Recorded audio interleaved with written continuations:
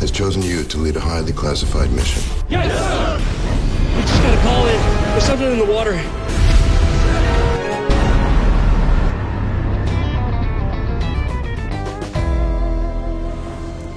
Kalian pastinya tahu dong dengan bom Hiroshima, tapi sepertinya banyak dari kalian yang nggak tahu gimana bom atom itu bisa sampai, siapa yang membawanya, dan apa yang dilakukan Amerika agar bom itu nggak terdeteksi oleh Jepang. Semuanya bakal diceritain di sini guys, sekaligus bagaimana ketika mereka yang membawa bom itu berhari-hari terombang-ambing di lautan menunggu penjemputan. Nah, sebelum kita mulai seperti biasa dong, pasang dulu headsetnya. Jauhi keramaian, dengarkan baik-baik, dan ini dia cerita nyata dari kapal pembawa bom Hiroshima. Cerita ini dimulai pada bulan Maret 1945 di perairan Okinawa, hampir bersamaan dengan peperangan di Iwo Jima. Nah, buat kalian yang belum nonton perang Iwo Jima, kalian bisa klik link yang ada di pojok kanan atas video ini. Beberapa pesawat tempur Jepang terlihat mulai melakukan serangan ke kapal perang USS Indianapolis. Kapten McVeigh sebagai komandan kapal pun berusaha memberikan komando agar menembaki pesawat tempur yang mendekat. Sayang sekali, walaupun pertempuran itu bisa dimenangkan, bagian depan kapal Indianapolis rusak tertabrak pesawat dan menewaskan beberapa kru yang ada. Di sisi lain, pihak Amerika yang sakit hati dengan kekalahan di Pearl Harbor merundingkan satu rencana yang benar-benar akan membuat Jepang tunduk, yaitu melakukan serangan cepat dengan menjatuhkan bom atom di Hiroshima. Salah satu petinggi di sana pun mempertimbangkan bahaya dari bom atom dan sulitnya mengangkut bom tersebut menuju Hiroshima dengan pesawat. Dan petinggi lain menjelaskan bahwa bom atom bisa dibawa oleh kapal tercepat melalui Laut Filipina tanpa pengawalan ataupun konvoi agar tak ketahuan oleh pihak Jepang. Usul itu pun ditentang awalnya karena disebut sebagai misi bunuh diri. Tapi akhirnya usulan diterima dengan iming-iming sebutan pahlawan bagi yang berhasil melakukannya. Pada bulan April, USS Indianapolis tiba di San Francisco untuk melakukan perbaikan. Selama perbaikan itu, para awak kapal dibebas tugaskan dan salah satunya adalah Brian yang mengajak D'Antonio untuk berkunjung ke salah satu rumah temannya yang bernama Clara. Di sana, Brian pun dipuji oleh ayah Clara atas kontribusi besarnya pada kapal USS. Dan ketika ia bertemu dengan Clara, sayangnya Clara lebih tertarik dengan D'Antonio yang jago dansa. Brian pun akhirnya memilih pergi dari sana. Di pelabuhan, Kapten McVeigh menengok kapal USS Indianapolis yang tengah diperbaiki sekaligus bertemu dengan kawannya yang bernama McWhorter. Di tengah pertemuan tersebut, tiba-tiba mereka pun melihat sebuah peti misterius yang sedang diangkut ke dalam kapal. Tak lama setelahnya, Kapten McVeigh pun menerima perintah dari Presiden Amerika Serikat untuk berangkat menuju Tinian dengan membawa dua peti yang tadi sempat ia lihat. Ia pun hanya diberitahu bahwa misi ini bersifat rahasia dan hanya boleh berhenti di Pearl Harbor untuk mengisi bahan bakar. Selebihnya tidak akan ada konvoi pengamanan. Pada malam sebelum berangkat, para awak kapal USS Indianapolis pun bersenang-senang dan berpesta. Namun rasa senang itu tak bertahan lama karena lamaran D'Antonio kepada Clara ditolak mentah-mentah oleh ayahnya. D'Antonio juga baru menyadari bahwa Clara tak pernah membicarakan soal hubungannya kepada ayahnya. Hal ini pun membuat keduanya saling berteriak dan marah di pinggir jalan. Keributan lain terjadi antara juru masak bernama Garrison dan juga seorang awak kapal lainnya. Perkelahian pun tak dapat dihindari dan mereka saling memukul satu sama lain, sedangkan sisanya hanya menonton dan malah menyoraki. Untungnya perkelahian itu berhasil dilerai oleh petugas keamanan yang datang. Dan tak lama setelahnya, salah satu awak mengabarkan kalau kapal akan segera berlayar. Saat para awak berlarian menuju kapal, Clara dan D'Antonio berhasil berbaikan. Sayangnya, cincin yang dibawa D'Antonio jatuh ketika ia berusaha melerai perkelahian. Dan akhirnya, D'Antonio pun pergi tanpa sempat memberikan cincinnya kepada Clara. Kapal pun berangkat keluar dari San Francisco membawa paket rahasia yang mereka nggak ketahui. Ditambah, kapten juga merasa cemas mengingat USS Indianapolis adalah kapal yang lemah akan serangan bawah laut. Di saat memikirkan solusinya, letnan yang bernama Standish pun langsung mengusulkan untuk melakukan strategi zigzag. Tetapi menurut kapten, strategi itu tak akan berhasil jika Jepang menyerang menggunakan Kaiten. Kaiten ini adalah torpedo bunuh diri milik Jepang yang mempunyai awak di dalamnya dengan berkecepatan tinggi. Tepat di tanggal 19 Juli, di perairan Filipina, kapal selam Jepang yang sedang melakukan patroli tiba-tiba melihat ada pergerakan. Pemimpin di sana pun langsung melakukan serangan dengan menugaskan prajuritnya untuk berada di Kaiten. Dan setelah meluncur, sayangnya itu adalah kapal dagang. Satu prajuritnya pun harus mati sia-sia berada dalam Kaiten yang entah kemana. Setelah melakukan perjalanan panjang, kapal USS akhirnya berhasil mengantarkan kedua peti itu menuju Tinian dengan selamat. Setelah kedua peti kargo itu dikeluarkan dari kapal, lagi-lagi kapten pun meminta pengawalan dalam perjalanan pulang. Namun sayangnya permintaan tersebut tetap ditolak dan Kapten McVeigh pun terpaksa kembali ke Amerika tanpa pengawalan. Masih di perairan Filipina, di tanggal 30 Juli, Kapten mendapat laporan kalau kondisi sebentar lagi akan ada kabut yang dapat mengurangi jarak pandang. Ia pun akhirnya memerintahkan untuk melajukan kapal dalam kecepatan penuh. Namun ternyata tak jauh dari mereka, kapal selam Jepang menyadari kehadiran Indianapolis dan mereka pun terlihat mulai bersiap-siap untuk melakukan serangan dengan kaitan. Setelah menghitung jarak dan kecepatan, dua kaitan pun mulai diluncurkan. Serangan pertama itu berhasil mengenai bagian depan kapal dan membuat para awak kaget. Dan tak sampai di situ saja karena kaitan selanjutnya kembali diluncurkan oleh Jepang. Serangan kedua ini yang paling parah guys, mereka berhasil meledakkan bagian tengah kapal. Diawali ruang mesin yang meledak, api pun kembali menyambar ke daerah-daerah lain. Suasana pun semakin tegang karena awak kapal yang terbakar berlarian ke sana kemari untuk mencari pertolongan. Melihat situasi yang kacau, Kapten McVeigh pun akhirnya turun untuk mengecek ke bagian komunikasi. Dan sayangnya serangan tadi juga ternyata mematikan seluruh jaringan komunikasi yang ada di dalam kapal. Pihak lain itu sebenarnya sempat mendapat sinyal dari USS, namun komandan tak mau memberi perintah sembarangan karena bisa saja itu adalah panggilan dari musuh. Dan kenyataannya kerusakan USS Indianapolis semakin parah dan membuat Kapten McVeigh segera memerintahkan para awaknya untuk menjauh dari kapal. Beberapa dari mereka pun berusaha menyelamatkan teman-temannya yang masih terjebak sebelum kapal tersebut benar-benar tenggelam. Sementara awak kapal yang sudah berada di geladak pun segera menjatuhkan diri. Setelah melalui malam yang panjang, tentara yang terapung-apung pun terpisah cukup jauh. Sementara kapten sendiri di sisi lain bertemu dengan rakit yang ditumpangi oleh McWhorter. Sayangnya keadaan dia sangat mengkhawatirkan karena kakinya ternyata terputus karena serangan hiu. Ia pun langsung segera mengobati dengan obat-obatan seadanya sekaligus menenangkannya bahwa penjemputan akan segera datang. Di sisi lain pasukan patroli udara melakukan pencarian dan terus berkeliling. Kelompok yang mendengar pun dari bawah mereka berteriak dan melambaikan tangan dengan harapan bisa dilihat. Namun ya karena jarak yang terlalu jauh mereka pun tak dapat ditemukan. Setelahnya mereka pun terlihat menyibukkan diri masing-masing. Ada yang bermain musik, ada juga dari mereka yang masih sempat-sempatnya menulis catatan harian. Dan ketika mereka berbincang, tiba-tiba saja serangan hiu itu membuat mereka berpencar untuk segera naik ke atas rakit. Kecuali seorang yang bernama Theodore, ia malah berenang menjauh dari rakit tanpa menghiraukan peringatan teman-temannya. Dan setelah berenang cukup jauh, Theodore akhirnya bertemu dengan Kapten McVeigh.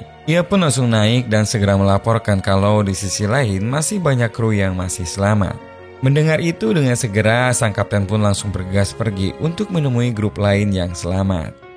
Dalam usahanya menemui McWhorter, Theodore menceritakan isi buku yang ia tulis. Ia pun mendongeng untuk mengalihkan perhatiannya dari rasa sakit yang timbul di kakinya.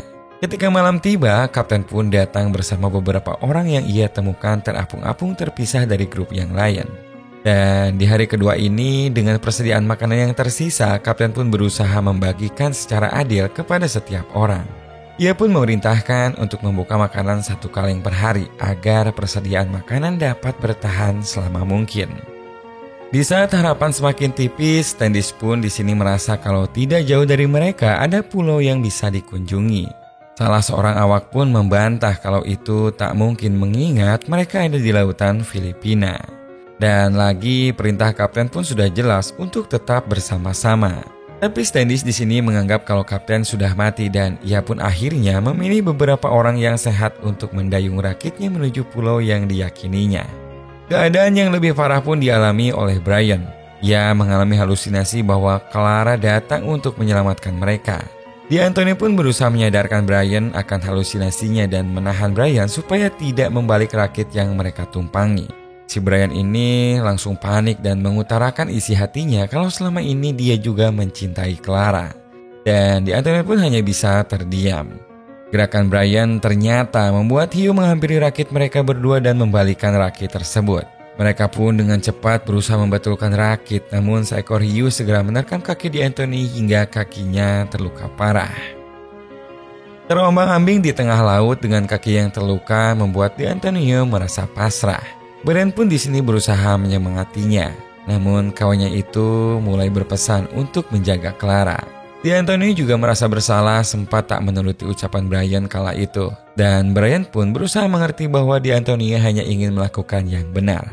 Setelah berhasil mengungkapkan seluruh isi hatinya, ia pun akhirnya menghembuskan nafas terakhir di atas rakit.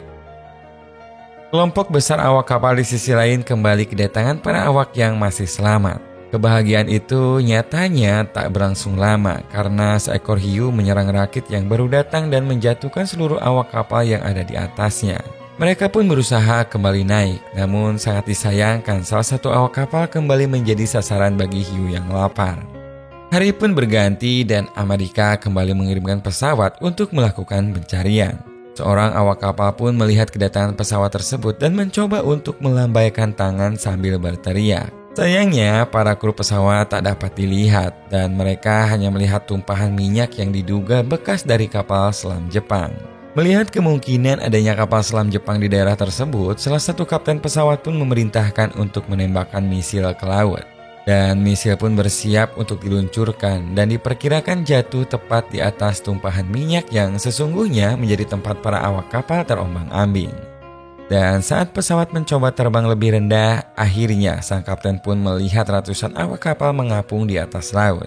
Ia pun langsung segera membatalkan peluncuran misil dan segera menghubungi Leyte untuk mengabarkan kondisi laut. Komando di Leyte ternyata tak memberikan izin karena masih memikirkan kemungkinan adanya pasukan Jepang di sekitar tempat tersebut. Kapten pesawat yang iba pun lantas menjatuhkan persediaan air, obat-obatan dan juga beberapa makanan. Namun sayangnya pesawat tersebut harus segera kembali ke pangkalan karena persediaan bahan bakarnya yang menipis. Sementara itu di Leyte sendiri, Letnan Mark berhasil mendengar kabar soal para awak kapal yang terapung di atas laut. Ia pun segera menerbangkan pesawat menuju lokasi bersama dengan seorang co-pilotnya.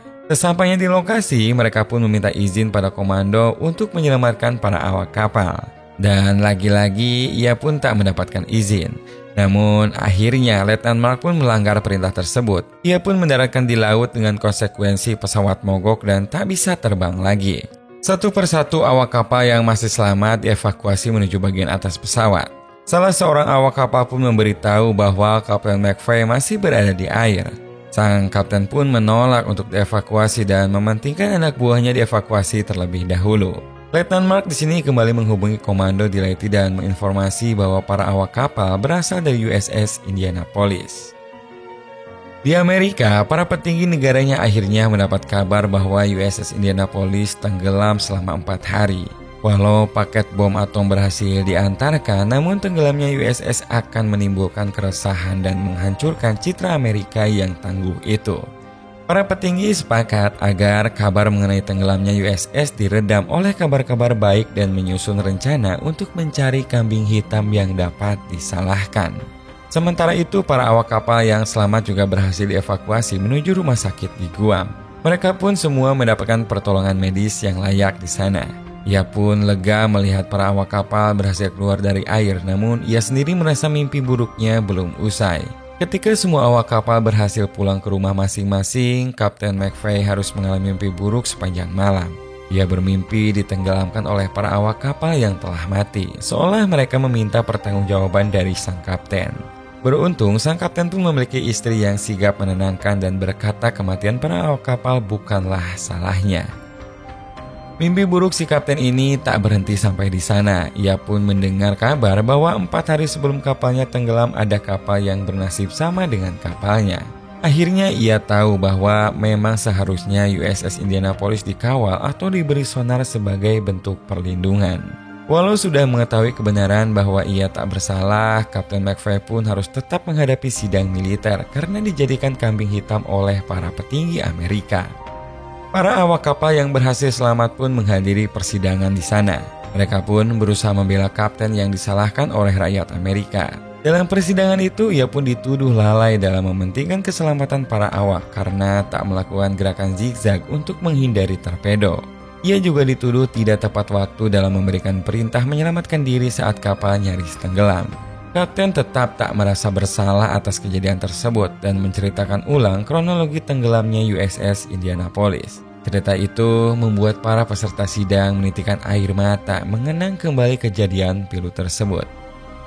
Saksi yang dipanggil dalam persidangan itu pun tak diberi kesempatan untuk membela sang kapten. Ketika memanggil saksi seorang komandan Jepang yang menembakkan torpedo, ia juga tak memberitahu kejadian yang sesungguhnya. Ia justru berkata bahwa torpedo yang ditembakkan adalah torpedo biasa dan bukan kaiten. Seharusnya kapal USS Indianapolis memang tak dapat menghindari kaiten karena jarak yang sangat dekat. Namun ia juga memilih tak memberitahu kenyataan tersebut.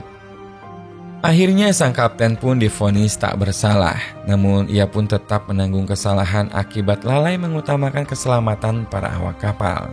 Para peserta pun merasa tidak adil karena sesungguhnya kapten telah sangat berjasa untuk negara, bahkan seharusnya diberi penghargaan berupa pembangunan monumen.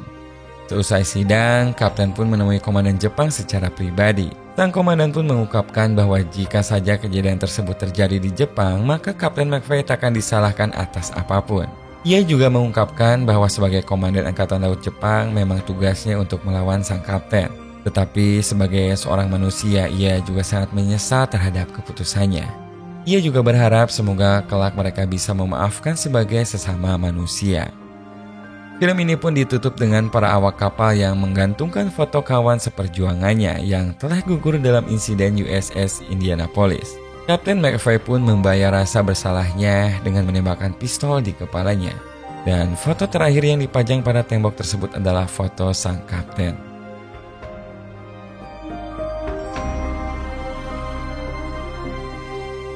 Di film ini kita bisa belajar bagaimana kesetiaan Kapten McVeigh kepada seluruh awak kapal USS Indianapolis. Padahal dia bisa menyelamatkan dirinya sendiri, tapi dia tetap mengutamakan keselamatan para awak kapalnya. Bahkan saking merasa bersalahnya, sang kapten pun akhirnya membunuh dirinya sendiri di akhir cerita. Kira-kira kalau kalian jadi kapten nih guys, bisa nggak kalian melakukan hal yang sama kayak gitu? Tapi sepertinya nggak kayaknya. Coba deh tulis jawaban kalian di kolom komentar di bawah guys. Terima kasih buat kalian semua yang udah nonton video ini sampai akhir. Dan sampai jumpa lagi di video 7 menit selanjutnya. Jangan lupa tonton juga video-video perang lainnya karena nggak kalah serunya guys.